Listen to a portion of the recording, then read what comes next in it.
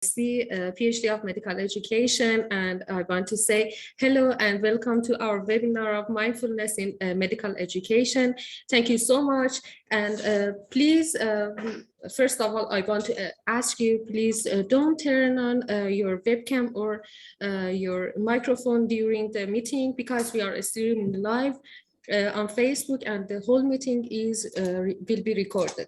And I want to introduce my prestigious speakers in this webinar. Dear Professor Saki Santrelli from Massachusetts. He is meditation teacher, writer, and pioneer in integrating meditation and mindfulness into medicine, healthcare, and broader society. In 2017, he retired as executive director of Center of Mindfulness in Medicine, Healthcare, and Society, and he was director of internationally acclaimed stress reduction clinic. The place of origin mindfulness-based stress reduction. And he is a retired professor of medicine at University of Massachusetts Medical School. And I'm honored to have him by our own side as a speaker.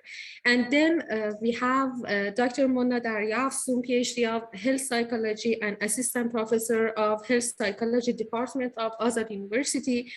And he is a medical mindfulness practitioner and psychotherapist and psycho-oncology researcher. In this webinar, we will talk about meditation in medical education. And now I want to ask Dr. Daryafsun to start the meeting and tell us about the meditation and mindfulness in education. Thank you, Dr. Kabrisi. If you let me, I share my screen.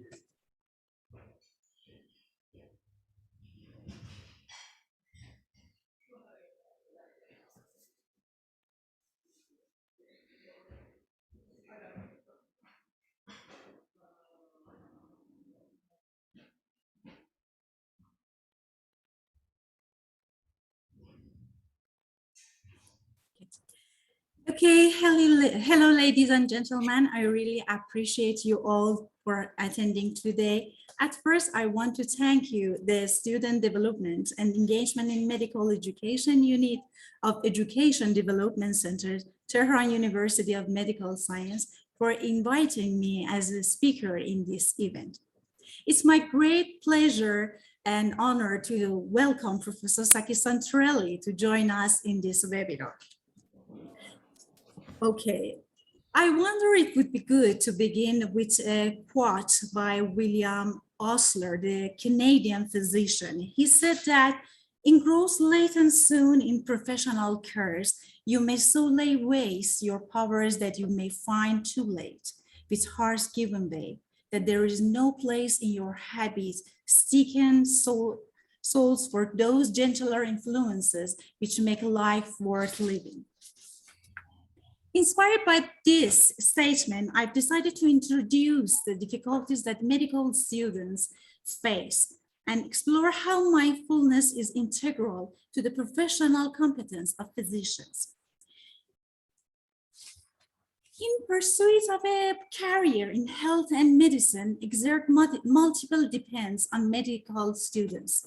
Various researchers accredit the roots of physician turnover and reduce clinical hours that could be attributed to burnout to the course of medical education. Despite the implementation of changes aimed to positively improve teaching and learning environments in the last 30 years, such as moving from a graded to pass-fail system or reducing the number of didactic teaching hours and changing duty hour restriction, medical students are at increased risk of stress, fatigue that is characterized by extreme tiredness, depression, suicidal ideation, loneliness, and physical, mental, and emotional exhaustion as a result of long-term involvement in emotionally demanding situations than general population.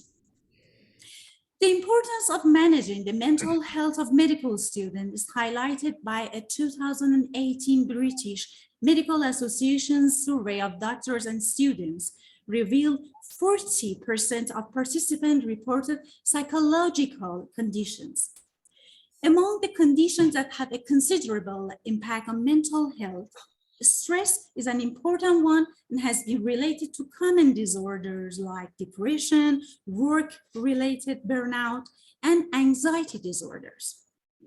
Like their counterparts in other subjects, medical students may face stresses due, for example, to making the transition from home to universities, deadlines, exam pressure, financial problems, or relationship issues. However, medical students also experience additional pressures, including heavy workload, constant academic pressure, sleep deprivation, increasing the risk of burnout, and difficulties in work-life balance that increase in the years to come. High amounts of stress and depression not only foster the abuse of substances like the alcohol or nicotine, but also lead to other unhealthy habits such as poor diet and physical inactivity. Moreover, psychological distress among students has been suggested to adversely affect their academic performance, medical error, increase cynicism, and reduce empathy. So it might be good to review in more details the stressors that affect medical students. The first stressor is the contextual factors of institution, for example, university, like the learning climate, the amount of content to be learned, or the frequent examinations, as well as competitive medical culture to be taken into account. The second one is frequent relocation that leading to disruption in supportive networks and the impact of adapting to different learning styles and environment are important. The third point that I'd like to mention is encountering ethical or distressing situations, including exposure to death and distress.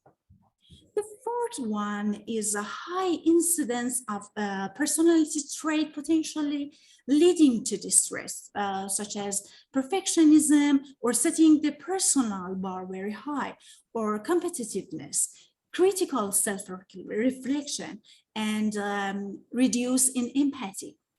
The fifth stressor is unprofessional behavior and less altruistic professional values regarding a physician responsibility to society. And finally, medical culture that is not supportive of those seeking professional help in times of personal stress due to stigmata like what a doctor should be able to cope with, leading to presentism and reluctance to report reduced stress. So it is therefore of utmost importance that instructing young students to become knowledgeable, empathic, and professional physicians include the training of methods for sustained stress reduction and to decrease emotional exhaustion and fatigue inertia, while at the same time fostering subject well-being, empathy, self-compassion, and communicate with more awareness.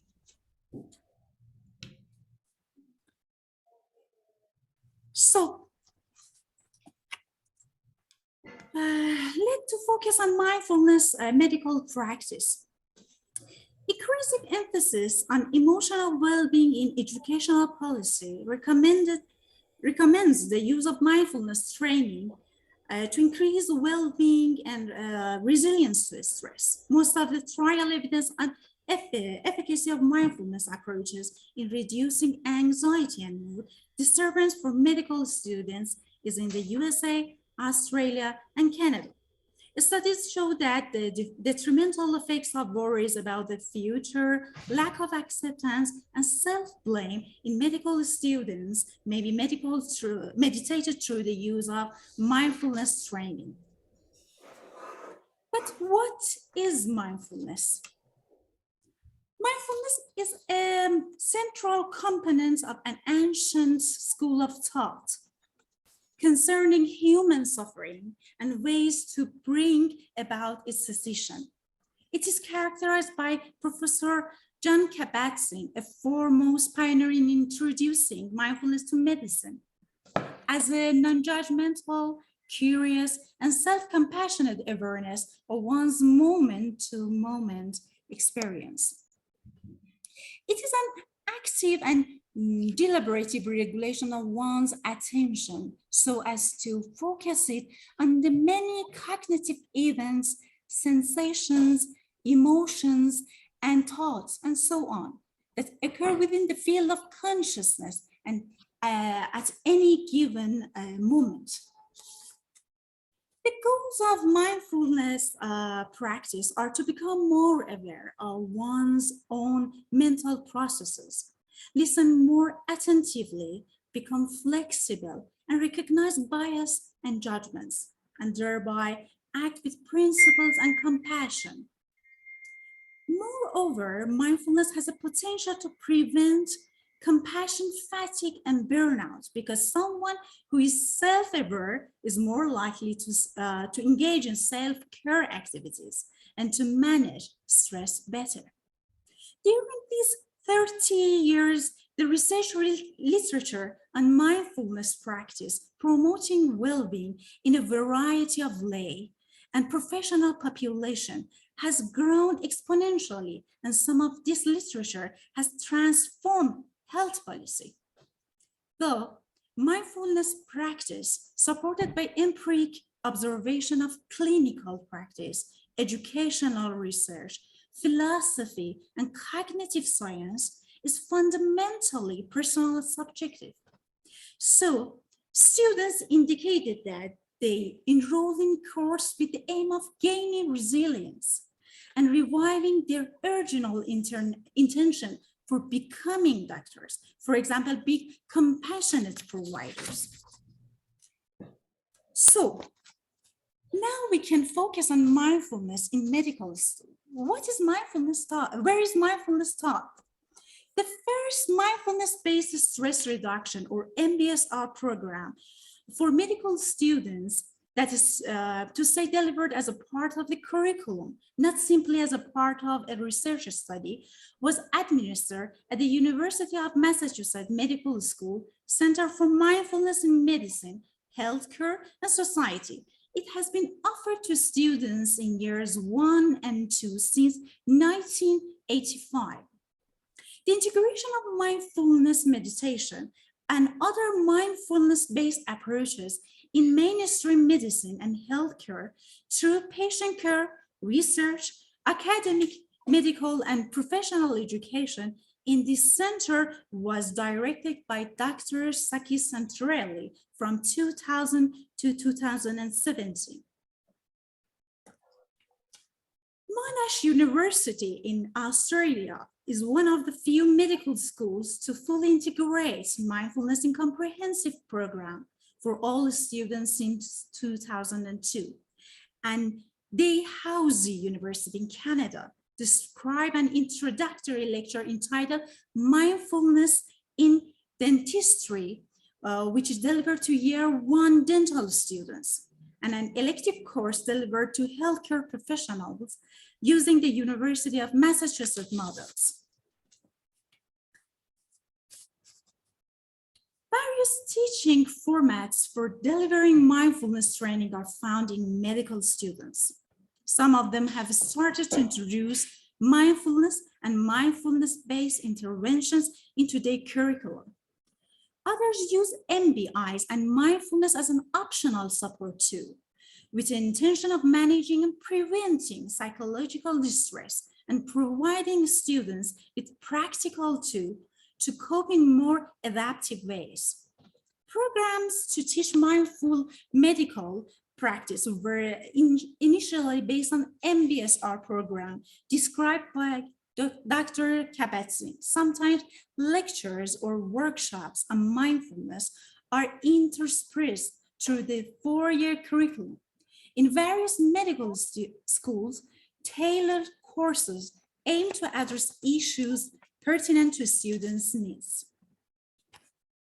There are a number of ways that we can take mindfulness practice importance into account as in their significance in clinical practice, that I'm going to mention them all in order. First, awareness of stressors and early warning signs. Teaches students to recognize their unique early warning signs that indicate they may slipping into maladaptive coping strategy in response to stress. New relationship to thoughts. Identifying early warning signs could be achieved through noticing thoughts and having a new relationship to them. Concentration and managing workload. As a result of a new relationship to negative thoughts, students manage their workload differently, giving them a great sense of efficiency, acceptance of limitations. Underlying students' experience of having greater balance and flexibility in managing their workload was a shift in attitude to give themselves permission to find things hard, and for this not to be interpreted as a sign of failure. The small group learning environment, a facilitator of personal and work-related impacts of mindfulness is a small group learning environment. Despite at the beginning of a course, students feeling worried and nervous about sharing in a group, nearly all students comment on the group as an accepting, warm, welcoming, intimate, and safe space in which they bonded and developed with their peers. Self-care and self-support is another option. The result of greater sense of self-acceptance is that students begin to spend more time improving their social support networks. Mindfulness course invites students to consider the balance of nourishing and depleting activity in their lives and to make some changes. For some students, this works as an important encouragement and permission to self-care. Empathy is the result of mindfulness practice. Mindfulness has helped them cultivate empathy through noticing their reaction towards patients. Less judgmental of patients, mindfulness training had helped students notice and step back from judging thoughts. It's translated into clinical context as noticing when other doctors were judging patients. And finally, communication skills. Students valued mindfulness communication styles, seeing their real relevance for clinical practice. So, at the end, when we report and focus on the researchers, reports on the impact of such training have been published for pre-medical, medical students, practicing doctors, and other health professionals.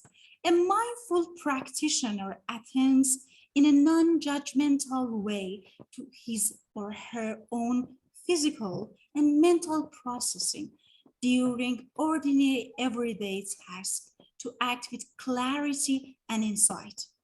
Significant reduction in stress and burnout were found, and increase in mindfulness and meaningfulness. The decrease in stress was correlated with less judgmental attitudes and less reactivity. The decrease in emotional exhaustion was correlated with more acting with awareness and less judgmental attitudes. Patients' perception of clinical encounter suggested that patient-centered care improved after MBSR. Decreased depersonalization was significantly associated with the understanding of patients' experience of illness. Therefore, mindfulness has a direct and positive impact on clinicians' well-being. When clinicians experience less depersonalization, the patients reported being better understood. So at the end, I want to thank you for joining me and being with me in this lecture. And in the following, I'd like to eagerly invite Professor Santorelli to take over on this presentation as the main speaker. Thank you.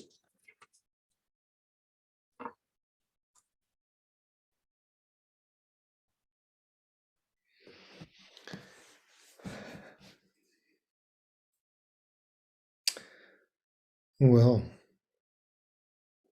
you've given us a lot of nourishment, Mona. A lot to think about. Thank you, Doctor.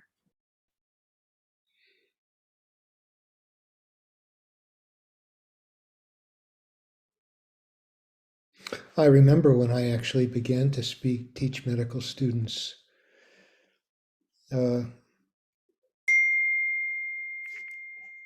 The first course that was developed directly for them.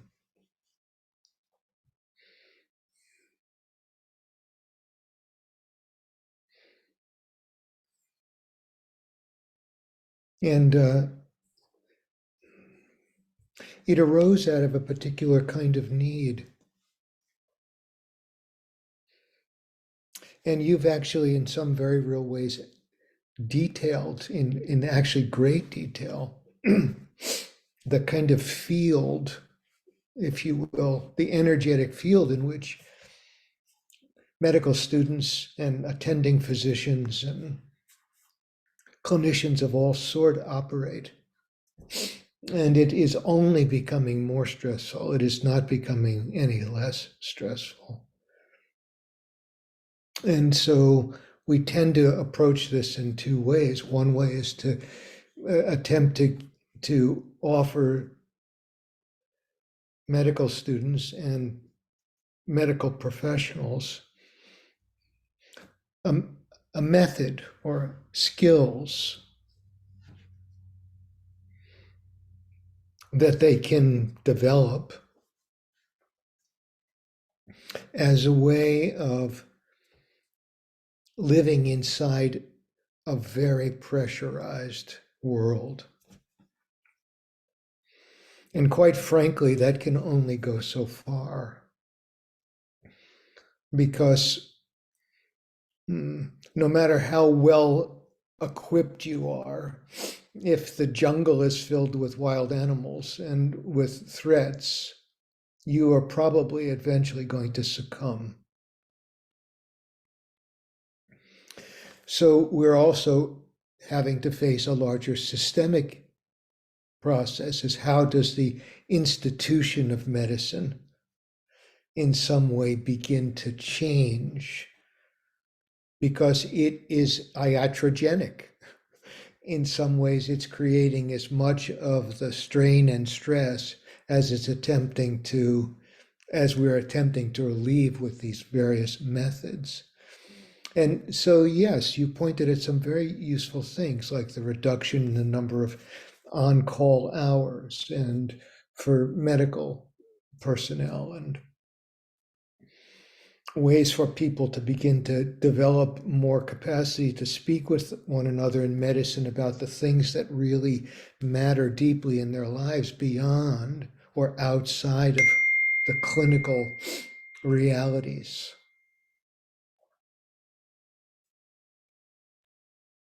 So this really points us at something that you were describing, that you described in terms of sort of ancient knowledge. And it's let's face it, mindfulness practice arose out of a kind of Buddhist tradition, where you find yourself in the world in the Middle East has its own rich mindfulness tradition as well. And I'm going to draw a little bit on that right now. So what you described, and beautifully so, thank you so much, is what Jalaluddin Rumi called acquired knowledge.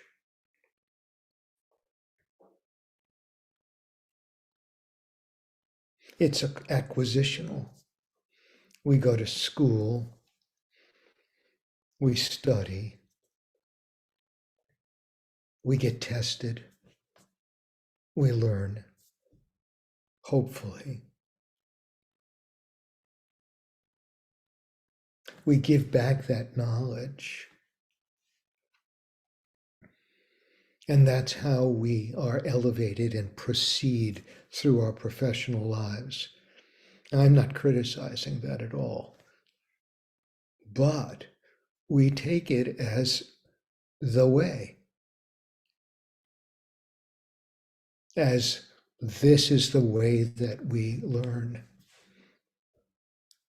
And it's only one of the two ways that we learn.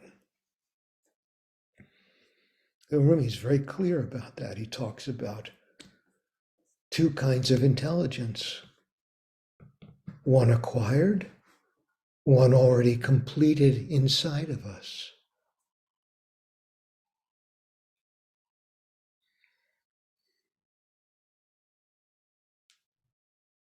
And so for me, in developing the first course for medical students, it was asking the question of, what do they actually need? They are masters at acquired learning. That's why they got into medical school. They've been masters of acquired learning all of their lives. They're selected for that capacity. But they're also human beings that have enormous other needs and values and ideals that are largely not tapped in medical education. And that goes beyond physicians. It's true for nurses or nurse practitioners or dentists as well.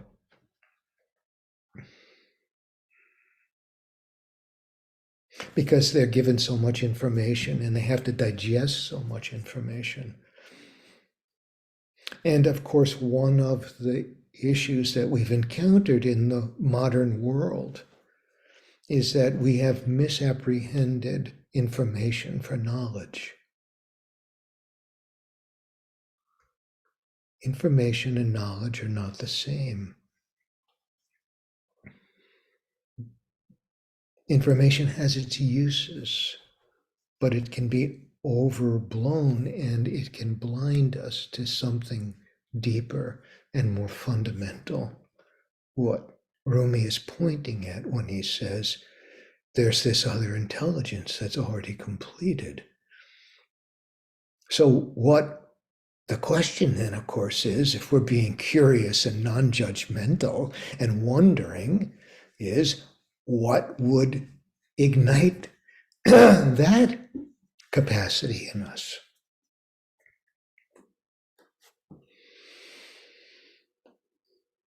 And that requires a different approach. It requires turning in, looking inside.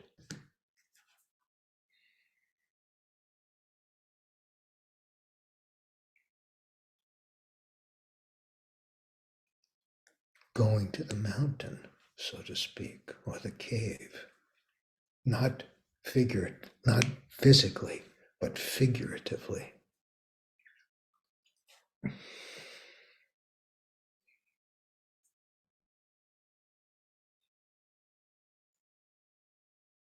And so if you think of it that way and you hold it that way, then you begin to realize that what might really be of value around mindfulness and medical education has to do with us coming to realize that as practitioners and as healthcare professionals and as students in that world who will become the next generation of professionals, that first of all, we need to realize that we're not different than our patients. We suffer in the same ways. We ache in the same ways. We care about the same things.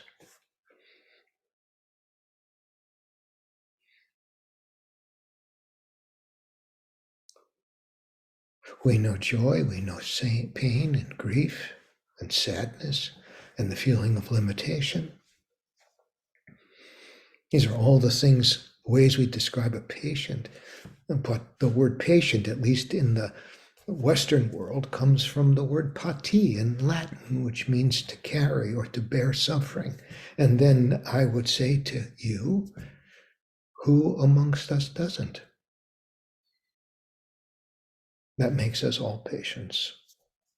And it means as well that each one of us is both whole and wounded simultaneously. But in medical education, no one wants to look at the wound. We're only beginning to now realize and identify and say, okay, this is true. This is a tough world in medicine and healthcare. It's beautiful, it's noble and ennobling to wish to relieve the sufferings of others. But if we leave ourselves out of the circle of care and compassion, we can't do it. We'll simply get burned out, or we'll become cynical, or we'll become, as you described, depersonalized. We'll take a step away from ourselves. We will lose ourselves. When the very call of medicine is to find ourselves and bring that to bear in clinical settings. That's a matter of mind and body, or body and mind, heart, and if you allow me, soul. It takes all of us. This is what Rumi means when he talks about the intelligence of the whole.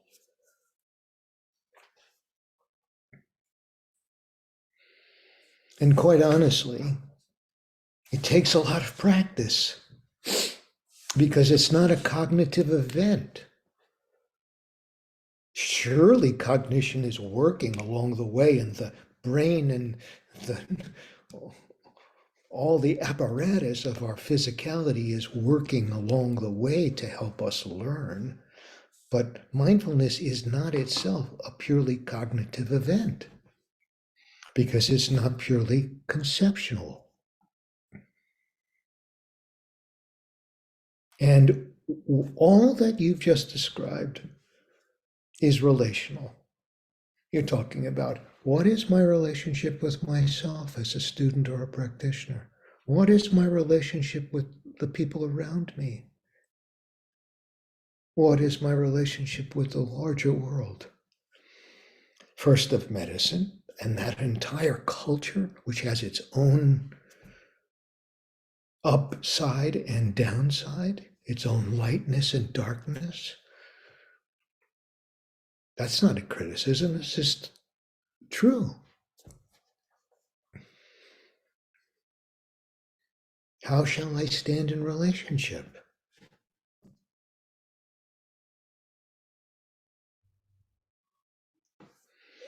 And so that requires a kind of discipline. You can't learn mindfulness from a book, and you can't learn it by thinking about it.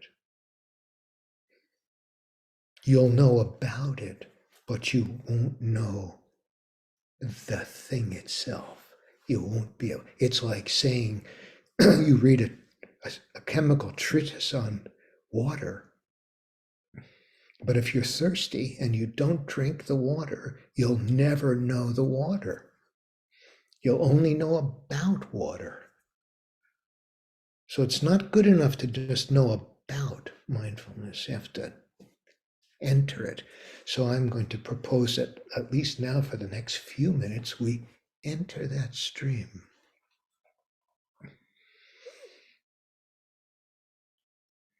That means we practice.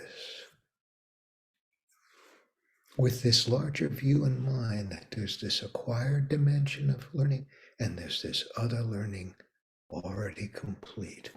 And so in that sense, mindfulness is not about getting something, it's about remembering. It's about remembrance.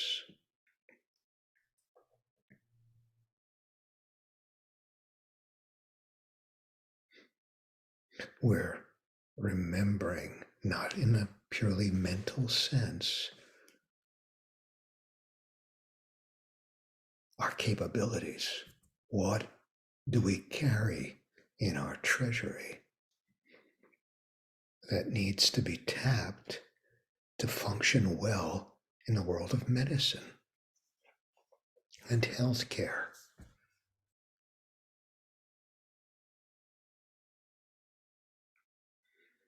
So I'm going to invite you to either leave your eyes open or closed, to sit up.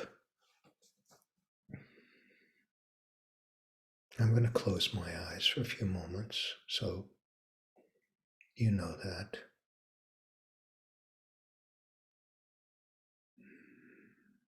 I'm going to invite you to take a deep breath out, just to let all the air out of the lungs. And when you think there's no more to let out, use your abdominal muscles and see if you can squeeze a little bit more out.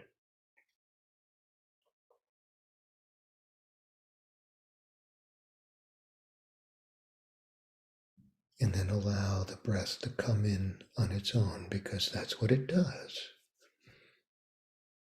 You know this as well as I, it's physics. You let it out, create a vacuum, comes in.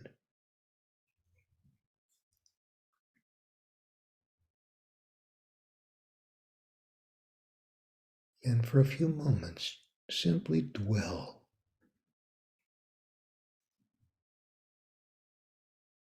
here. First of all, becoming aware that you're sitting. Now, of course, cognitively, we all know we're perhaps sitting or standing. But how about going to dropping in a little bit more to the feeling of sitting here? To feeling your feet on the floor or your hands folded on your lap or on your desk, or the sense of air on your skin of your face.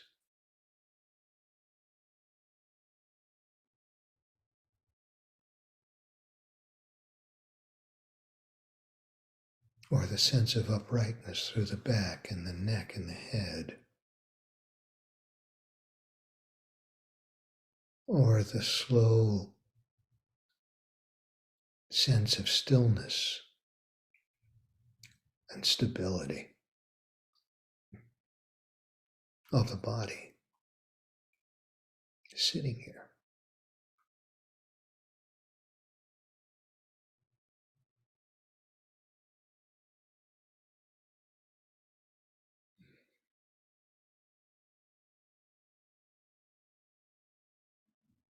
Then, quite naturally, just as we're becoming attentive to the body, you can become attentive to the feeling of the current of the breath. It's always with us. It's with us 24/7. Mostly we don't pay any attention to it, and yet it takes good care of us. So the invitation is to actually feel the breath, not to control it or manipulate it or to change it, but to feel the kind of flow of in-breath and out-breath.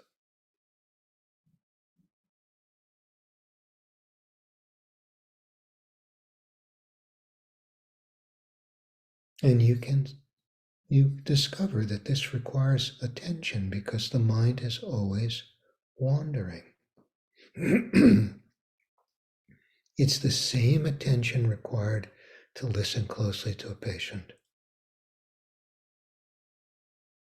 or listen closely, as you were describing, Mona, to the early warning signs of exhaustion or burnout or unsureness about a judgment or a diagnosis.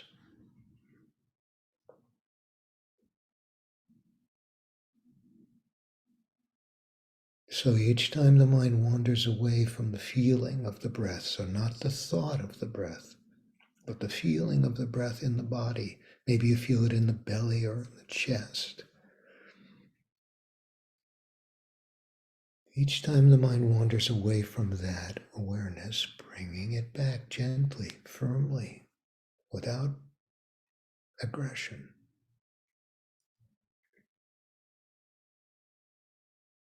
So one of the aspects of mindfulness in medical education is the training of attention.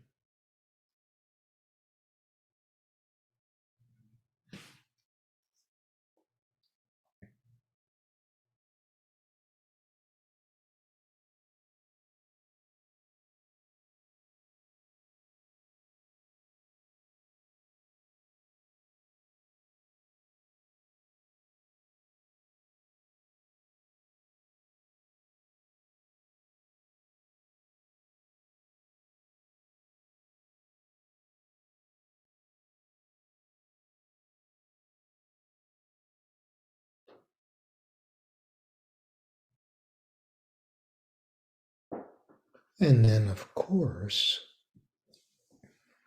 even as we attend to the body and the breath, well, the mind, of course, has a life of its own, and it's far-ranging. So thoughts are always coming and going. It's kind of like the surface of the sea.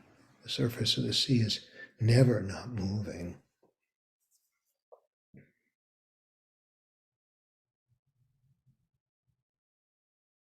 And so we allow ourselves to become curious, but not and non-judgmental about those thoughts, and also not so attached to them as if they're always true or they always need to be addressed. We can let them be without pulling us so hard.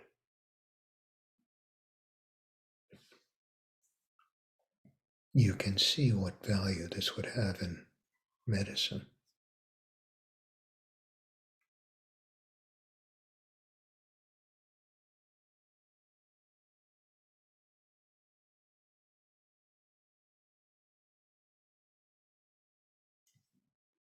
By example, most medical students prematurely close on a diagnosis. And any of you who have been practitioners know that's a tendency or a danger as well. It takes not getting so caught up in what we know, what the thoughts are pointing us to, until we feel, yes, this is what this condition is.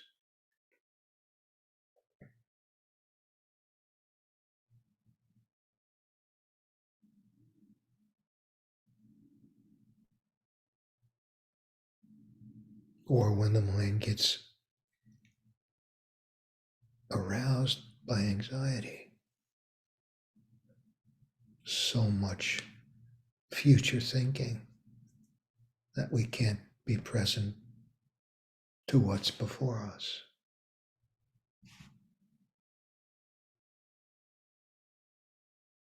So we're learning not to deny that motion we call thought, but to not get so caught up, so captivated and imprisoned by the mind or by the discursive mind. And that creates space.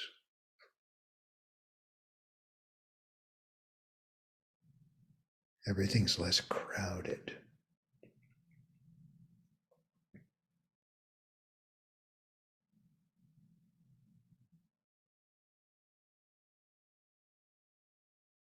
And it makes room for our hearts to be revealed.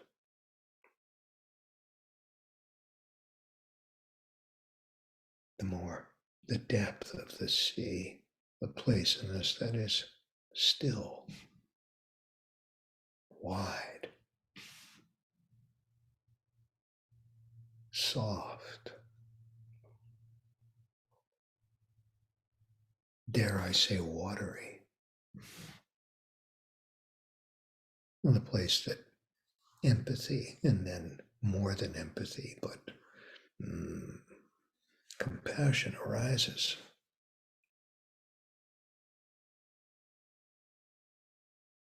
A kind of simpatico between you and me.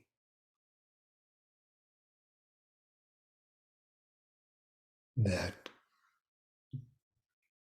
cuts through some of the differences between us.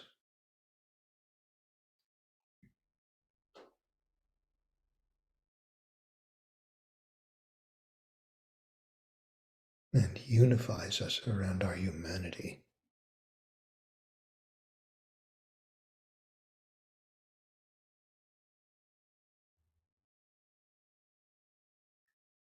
Any of you that are practitioners know you have learned as much or more from your patients as they have learned from you. At least that's my experience.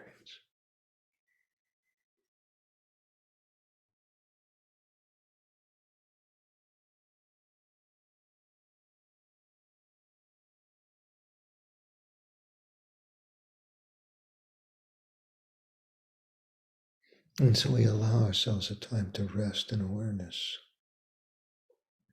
Body, mind, heart.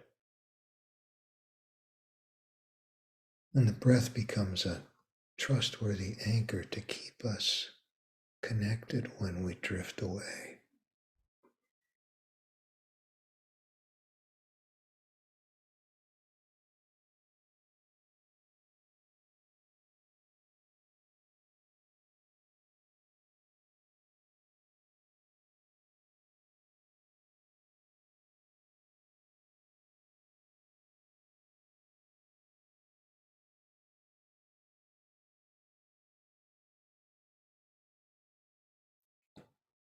So this is just the barest taste, beginnings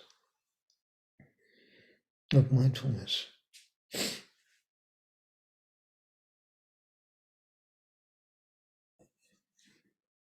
Because we're exploring awareness itself, that capacity to know.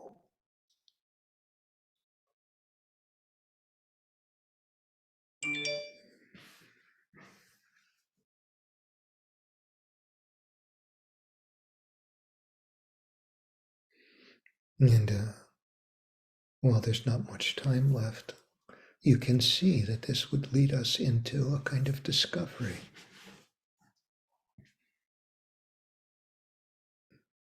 You allow your eyes to open again and notice what's here to be noticed.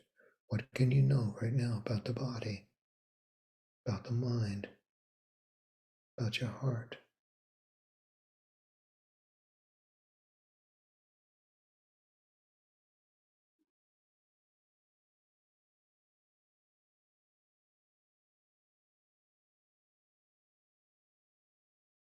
In the work with students and of patients, of course, as well.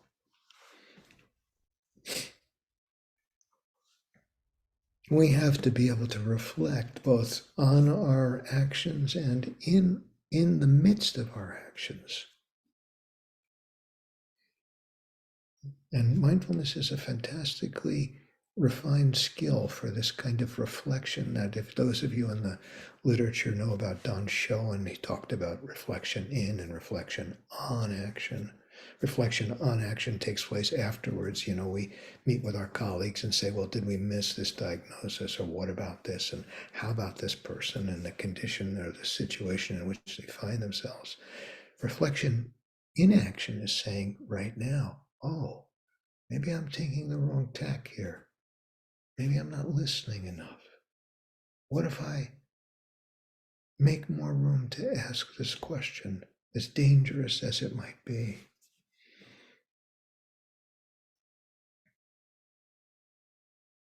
And so we learn something about going back and forth and being in dialogue, not just with ourselves, but with the people before us who we're taking care of. The whole nature of mindfulness and education is around dialogue and inquiry. It's more about the questions than it is about the answers. And you can see that in the field of acquired knowledge. We're much more interested in the answers. But when I look at my own life, and I invite you to look at yours, what has actually spurred you to learn? For me, it's been what I don't know, what I'm curious about versus what I already do know. So that's an inquiry. That's inquiry. What about this? How about that? Have you thought about this? How does that serve you? Is that working for you, that behavior? And you listen. We learn. We listen. We wander about.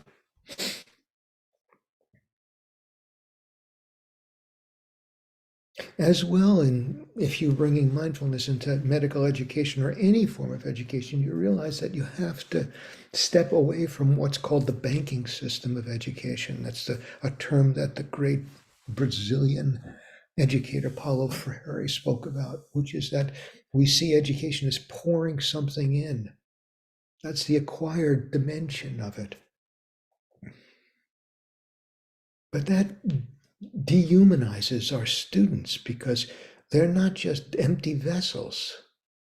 They know a lot. One of the things about mindfulness in medical education when I started the medical student course was how big and broad-minded my students were. They were sick and tired of just being around other medical students and talking about medicine. Some of them came as guitar players and musicians who no longer had any room to play their guitar or listen to music because they were completely wrapped up in medicine. And or have friends that were outside of medicine, or pursue things that they'd pursued for years that were no longer in medicine. And of course, that's a transitional process that happens in you in almost any world. We get immersed, and then you learn how to manipulate your way or to negotiate or navigate your way through. But still, you realize, oh, there's something larger here. There's another kind of genius or nobility here. And you honor that by being willing to ask questions and listen rather than pour more in and more in and more in and more in. You make room. And that means that your inner landscape and their inner landscape is the central feature to be engaged when you're talking about mindfulness. Because everything that comes out of our mouths when we're teaching or serving or being clinicians is running through our insides and coming out of our mouths anyway. So we better know something about our insides and our inner landscape. And our students better know something about their inner landscape. And quite frankly, if our patients knew more about their inner landscape, they might be a lot better off in terms of their health and well-being. And that kind of literature has a lot of salience already. Because that means that you can take care of yourself before the warning signs get too far along the way, because you become more sensitized to your insides, to those feelings that say anxiety is on the way, or this is going to be a very stressful situation, or I've been here before, how will I handle it differently? Because I want to.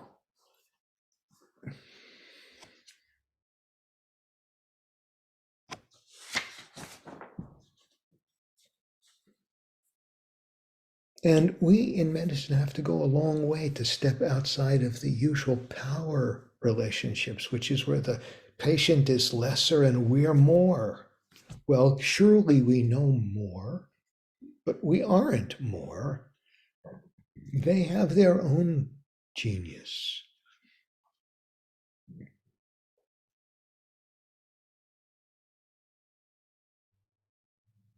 And of course, the question is, how do we bear witness to one another? How do we learn together?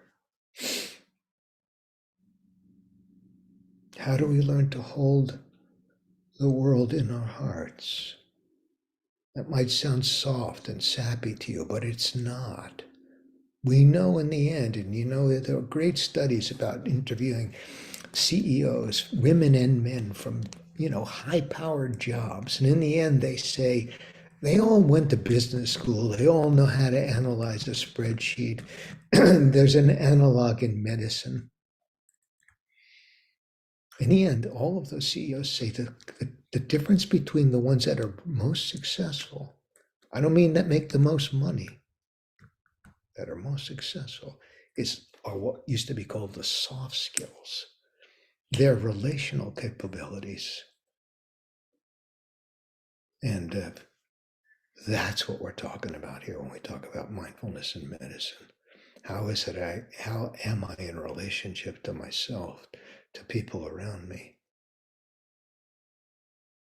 to the discipline I have some expertise in and I'm learning constantly, to the world, to my culture, to my family.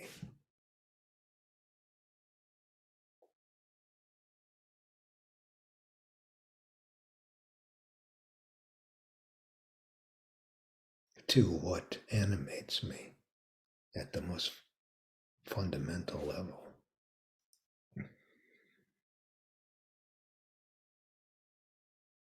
So I hope this touches some thread in you, resonates in some way with you. There's much more to be said about all this, but this is a taste. And I'm grateful to Mariam for inviting me and to share this platform with you, Monash. I don't know if we have time for any comments or questions from people, but if we do, I'm willing to stay here for a few more minutes. Thank you. Thank you, Professor. So many thanks of you, and it was great. It reduced my stress, and I forgot my low back pain during the mindfulness practice. And thank you so much. And I'm so happy to have you for this session. And Dr. Copper said has some question. And Professor Kaku, could you please turn on your webcam and microphone to ask your question, or let me ask? Yes, please. Unfortunately, your microphone is okay off. Yes. Here we go. Now it's happening. Okay, so Yeah. my question was just about the COVID. In general, the pandemic, has it helped or has it hindered the humanization of learners and healthcare providers? I can see some trends in both ways, and I was just wondering what your thoughts are. Well, I'm in agreement with you. I think it's both ways. I think in some ways it's more humanized us because no one can escape it, even if you're, the best doctor in the world or the best nurse practitioner in the world, or, it's here and everyone is affected by it. And so in that sense, there's a kind of sensitivity and also a kind of shared reality. And it's not gone. And everybody knows somebody who's had COVID, and maybe many people know somebody who died because they had COVID. So in that sense, it draws us into the kind of human family. And of course, it can also do the opposite when we're, hoarding vaccine. And there are portions of the world where 2% of the population is vaccinated, and another part of the world where 90% of the population is vaccinated. So that creates great disparities and fuels further the divisions and the separations. So I'm in agreement with you. I think it's both. Yeah, thank you for asking. Thank you so much, Professor. And I think Dr. Mona has some question. Could you please turn on your webcam? Thank you very much. Thank you, Professor, for guiding us in this beautiful way. And I want to ask you a question. Should mindfulness be taught as an elective or as part of the curriculum in medical Good education? question. Of course, it's been one of those questions that have been going back and forth for the last 20 years. So, medical education is over full already. So almost no faculty member is willing to give up any time to put something else into the curriculum because their subject is so important. And so two approaches have been taken. In some places, it just became an elective and a valuable elective in that sense because it's self-selected, and that's good in the sense that maybe you don't want to, you don't want to force people to practice meditation and mindfulness if they don't want to. That just creates more resistance, and the practice is designed to dissolve resistance, most of it our own. So there's a good case for it being an elective. On the other hand, at Monash, for instance, with Craig Haddad, which you referenced, I've known Craig forever, or for a long time, a few decades. They decided it was going to just be integrated into the entire curriculum, and everyone was going to sit in the lecture hall when people meditated. And they simply asked people, if you're not interested in the meditation practice, then just be quiet, while we're practicing, and honor the people around you. And it turned out that was a pretty good approach. And then there were some students who were reticent in the beginning, who over time actually got more interested, and others that didn't, and they left it at that. So it wasn't forced, but it also wasn't considered to be outside of the medical curriculum. And then there are other approaches like Mick Krasner and Ron Epstein have made at the University of Rochester, again, old and dear friends of mine, with their physician course, and they're really beginning to integrate it into the curriculum at the University of Rochester Medical School. And I think that that's the movement that's happening more and more now, because as you described so beautifully, the research is pretty good these days, and it's pretty convincing. It's not like it speaks for itself. We don't have to convince people any longer that mindfulness might be really useful in that context of medical education. And so in that sense, there's room now beginning to happen in the curriculum for it on a more regular basis. Yeah. Thank you for asking. Yeah. I don't know if anyone else has any comments, but if you do, then please do. Amir, please. Yeah. So we're old friends. That's why I called him Amir. We've known each other for, I don't know, a long, long time. Yeah. Thank you, Saki, for making time. And speaking of time, my experience in working with people, especially with professionals like medical students, medical healthcare professionals, one thing that makes them stay away or not entering the door is lack of time. I mean, they always think, oh no, I don't have time for this one. Yeah. So, and it's a very, very real thing. I mean, we are talking about very busy people. Yeah. So, how would you suggest practically, how would you come up with some genius, I know you're good at that, genius ways of doing this in our life without feeling as if this is another load? Yeah, of course. Well, I think that that's a really important question for us to take up. I'll give you an example. So I know a physician.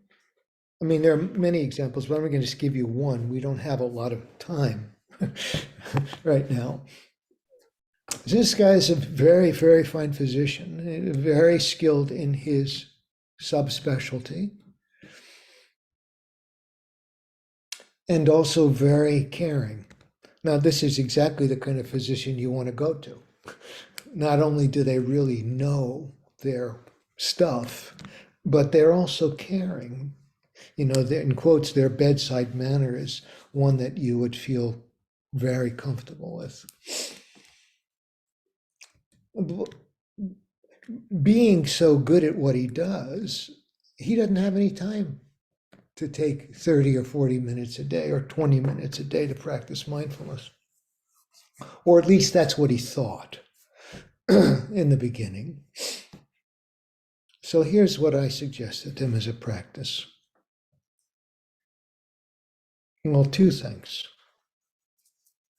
The first, and it didn't work for that long, but I'll tell you what I suggested to him is this. He told me that one of the things that was happening to him as his practice got more busy, and you just pointed at it, Amir, is he was looking at his clock, his watch. Well, you know, we don't carry watches mostly on our wrist now, but, you know, ding, you know, so he's looking at his watch. Or if he wasn't looking at his watch, he was looking at his phone. If he wasn't looking at his phone, he was looking at the clock on the wall. It really began to alert him how time-driven he was becoming. And of course, you can't escape that. There are people waiting for you. So I had suggested two things to him. Every time he noticed he looked at his watch or at the clock, take one breath, stop, take one breath.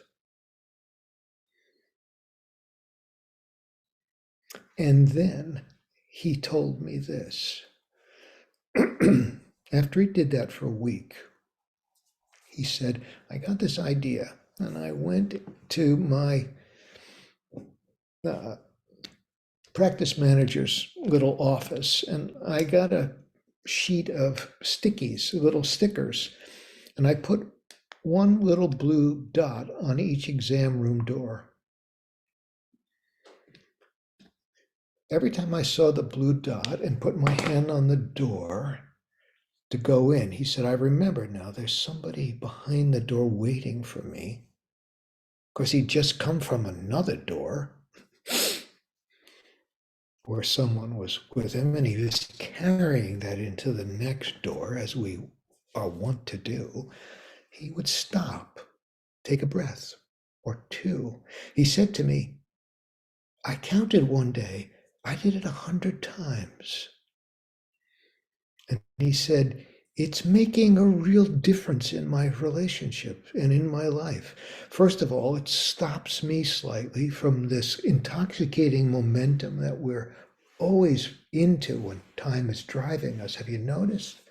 And the other is people on the other side of the door, his patients, started commenting and saying, you seem different. Something's different about you. They couldn't quite say what. He would ask them a little bit about it, and they would start to give him a little feedback. But the beauty of it was he was stopping and, so to speak, seeing a little bit more clearly, because when we stop, we almost automatically see things more clearly. which furthers our understanding and allows us to make more wiser choices. So 100 times a day he did that, and guess what? It didn't take any time. It wasn't as if he had to go off for 30 minutes somewhere. He just began to bring that in, and then slowly he found himself maybe taking 5 minutes before he saw anybody, go in his office, close the door, and sit quietly. So I think that there's a lot of ways to play with this that don't necessarily take up time, and we just have to begin to ask ourselves, how do I do that? How do I do that? Yeah, so that's one certain possibility. Yeah. Well, I want to thank you all for having me, and I wish you well. I am delighted to know that, I've known that Amir has been working in Tehran for a long time. I'm delighted to know that at the medical center, at the medical university in Tehran, there's work going on, and I wish you well. Thank you so much, dear Professor. Thank you so much. And Professor Kapoor asked about, as mentioned, meditation is not the right thing for everyone, but as Dr. Daryafsun described, there are many ways to become more insightful and address the stresses of education and healthcare. Would there be a better chance to capture more learners or practitioners to provide a variety of approaches and make that a requirement?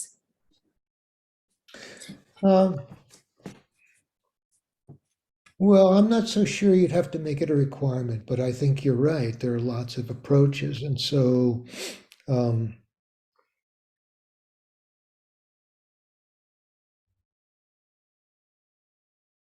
when I was working with surgeons were not interested necessarily in sitting in quietly for 20 minutes, but they were surely interested in what what's still, I think, called in the literature, human factors.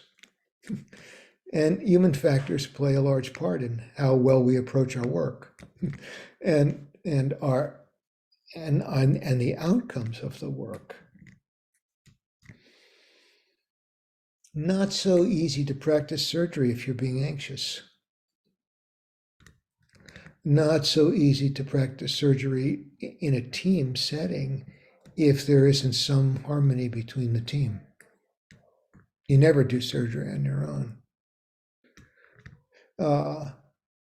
So team building might be a whole other approach. How would you bring mindfulness into that? What does it mean to be in a team situation? What does it actually mean to be a leader? I worked for years with corporate CEOs. What has mindfulness got to do with that arena? How do you make it real in that domain? So, yeah, lots of approaches, lots of possibilities beyond this simple sitting still. Although I don't think that you can avoid that over time, some capacity to stop and be attentive and give yourself over to no time. No time. All right, my friends, thank you. I think it's time for, I notice my internet is beginning to become a little unstable, and I wish you all well and a good evening and a good week ahead. Thank you so much. Thank you so much, dear Professor, for your time and consideration and your kindness to us, and take your time for having this meeting and a very nice and calmful mindfulness practice. And if there isn't any question, we can take a memorial pictures and capture, and then we can say goodbye to all.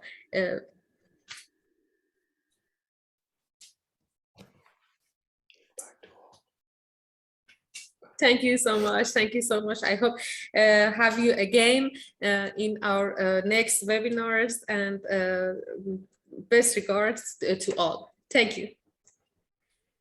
Ms. Aladdini, could you take a picture?